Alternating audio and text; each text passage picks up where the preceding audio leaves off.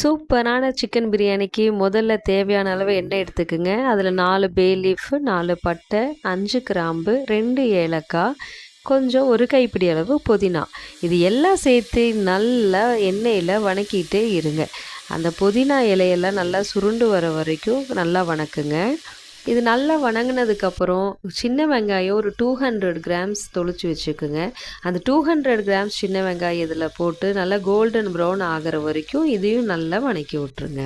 சில பேர் பிரியாணிக்கு பெரிய வெங்காயம் போடுவீங்க, பட் சின்ன வெங்காயம் போட்டிங்கன்னா உங்களுக்கு ரொம்ப டேஸ்ட்டே சூப்பராக இருக்கும். இது நல்லா வணங்கினதுக்கப்புறம் இஞ்சி பூண்டு பேஸ்ட்டு ஒரு 3 ஸ்பூன்ஸ் வர மாதிரி போட்டுருங்க. அதாவது ஒரு 8 பல் பூண்டும், அப்புறம் ஒரு துண்டு இஞ்சி போட்டுக்குங்க. 2 தக்காளி கட் பண்ணி வச்சுக்கோங்க.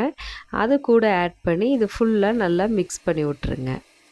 இஞ்சி பூண்டு பேஸ்ட்டும் தக்காளியும் இது நல்லா மிக்ஸ் ஆகிற வரைக்கும் நல்லாவே கிளறி விட்டுட்டே இருங்க. அப்போ தான் இது டேஸ்ட்டு சூப்பராக உங்களுக்கு கொடுக்கும் இந்த பிரியாணி. சிக்கன் 1/2 kg எடுத்து வச்சுருக்கு. 1/2 kg நல்லா கழுவுன சிக்கனை தக்காளி இதெல்லாம் வணங்கினதுக்கப்புறம் அது கூட ஆட் பண்ணி நல்லா வணக்கி விட்ருங்க.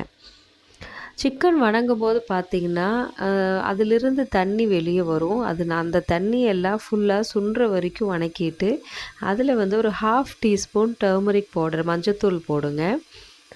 அதுக்கப்புறம் நான் பட்டை பொடி இதில் ஆட் பண்ணியிருக்கேன். ஒரு 2 டீஸ்பூன் ஃபுல்லாக பட்டை பொடி நான் போட்டிருக்கேன்.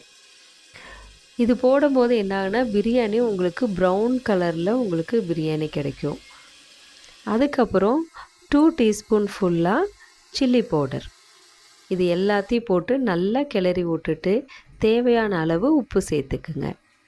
உப்பு சேர்த்துட்டு இதில் ஒரு 2 டம்ளர் தண்ணி ஊற்றிடுங்க. 2 டம்ளர் தண்ணி ஊற்றிட்டு இது நல்லா கொதித்து வர வரைக்கும் ஒரு மூடி போட்டு மூடி வச்சுருங்க. அப்போ தான் அந்த சிக்கன் எல்லாமே நல்லா வெந்து உப்பு காரம் எல்லாம் சிக்கனில் கரெக்டான ஒரு பதத்தில் அது ரெடி ஆகும். ஸோ தண்ணி ஓரளவுக்கு சுண்டுனதுக்கப்புறம் அதுக்கப்புறமா நான் இப்போ ஒரு 2 டம்ளர் பெரிய டம்ளரில் சீரக சம்பா அரிசி ஊற வச்சுருக்கேன். அதுக்கேற்ற மாதிரி 4 டம்ளர் தண்ணி ஊற்றி கொதிக்க வச்சிடணும். பார்த்திங்கன்னா தண்ணி நல்லா ஃபுல்லாக கொதிச்சிரும்.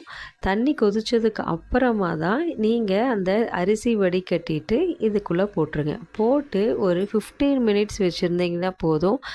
தம்மில் வச்சுருங்க. ஸ்லோ ஃப்ளேமில் வச்சு தம்மில் வச்சிட்டிங்கன்னா சீரக சம்பா அரிசி அவ்வளோ சூப்பராக வெந்து சாஃப்டாக ஆகிருக்கும். இதெல்லாம் கொஞ்சம் நீங்கள் புதினாவையும் இதில் ஆட் பண்ணி நல்லா மிக்ஸ் பண்ணிவிட்டு ஒரு 5 மினிட்ஸ் தம்மில் வச்சுருங்க. அதுக்கப்புறம் எடுத்து நீங்கள் சர்வ் பண்ணுங்கள். சூப்பரான சிக்கன் பிரியாணி ரெடி.